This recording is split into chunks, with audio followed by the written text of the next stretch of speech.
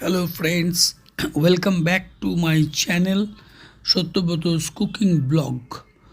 আজকে আরেকটা ভিডিও নিয়ে তোমাদের কাছে এসেছি।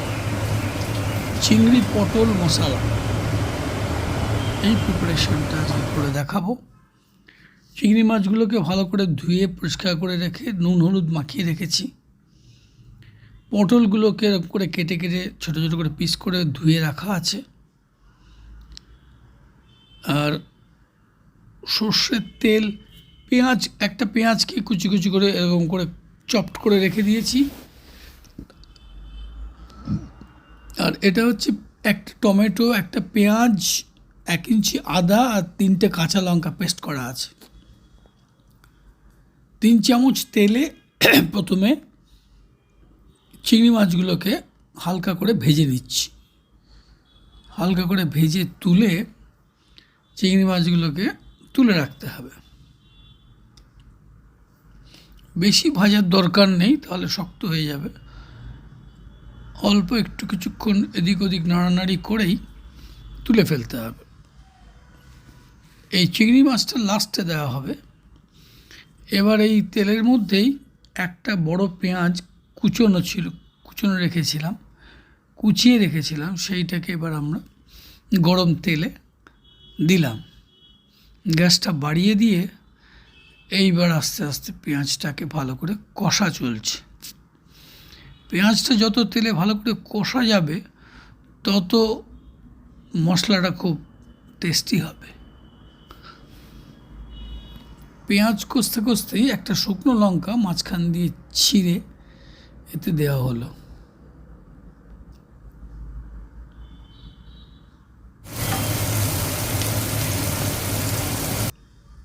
এবারে দেওয়া হবে পরিমাণ মতো নুন। এবার একটু চিনি দেওয়া হলো।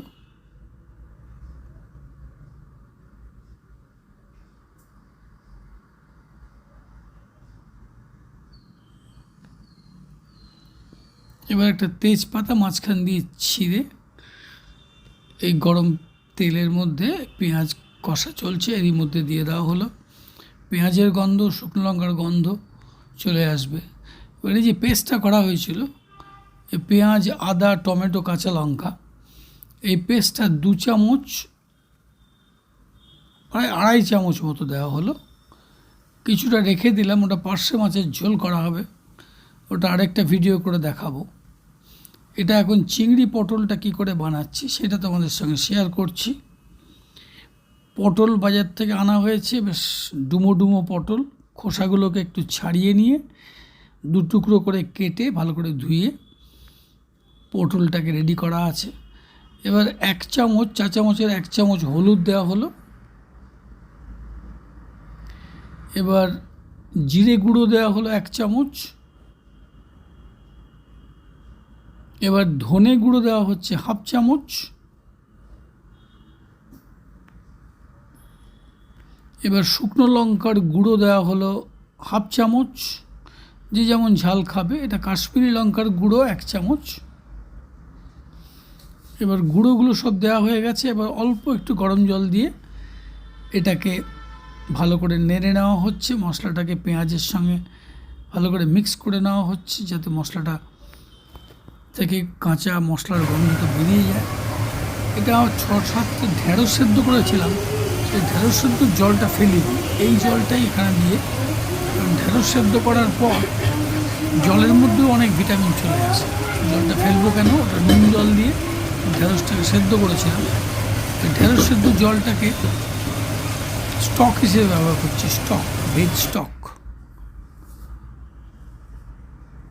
এটা দিয়ে মশলাটাকে ভালো করে কষা চলছে। এবার পটলটা দেওয়ার সময় হয়ে গেল। পটলটাকে এই মশলাটার মধ্যে ভালো করে কষা চলছে। প্রায় 3 থেকে 4 মিনিট ভালো করে কষে নিতে হবে, যাতে করে মশলাটা পটলের ভেতরে ঢুকে যায়।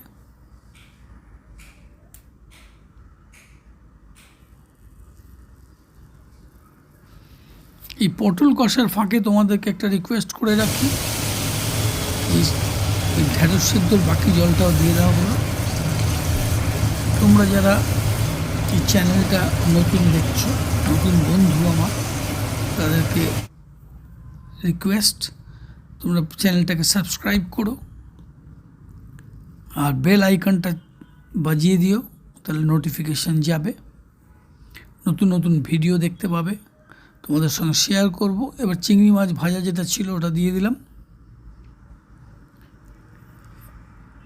ভিডিওটা ভালো লাগলে তোমরা অবশ্যই লাইক করো। তোমাদের যদি কোনো কমেন্ট থাকে নিশ্চয়ই কমেন্ট করো, আমি উত্তর দেব। এবার এই চিংড়ি মাছ আর পটল এই মশলা দিয়ে ভালো করে কষে অনেকক্ষণ ধরে কষা হলো, প্রায় 7-8 মিনিট কষেছি। পুরোটা দেখায়নি, তাহলে অনেক লেন্দি হয়ে যাবে।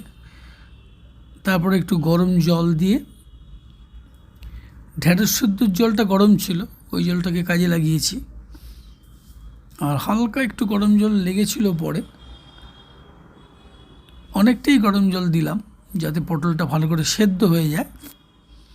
তারপরে এটা কষে এবার চাপা দিয়ে প্রায় 8 থেকে 10 মিনিট সেদ্ধ হতে দিতে হবে। তারপরে নামিয়ে গরম গরম সার্ভ করতে হবে।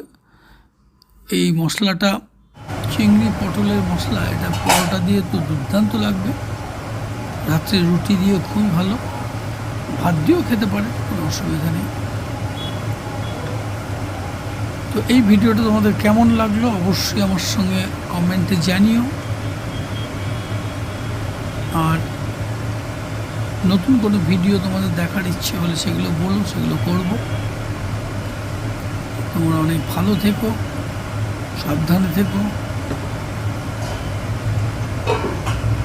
আজকের মতো ভিডিওটা এখানেই শেষ করছি। আবার কোনো নতুন ভিডিও নিয়ে তোমাদের সঙ্গে দেখা হবে। Thank you so much for watching.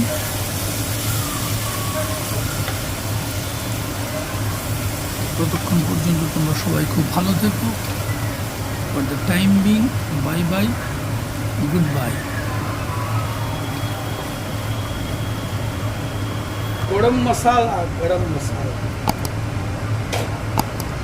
নামানোর সময় একটু গরম মশলা দিয়ে নামিয়ে নিলেই রেডি চিংড়ি পটলের মশলা। Thanks for watching.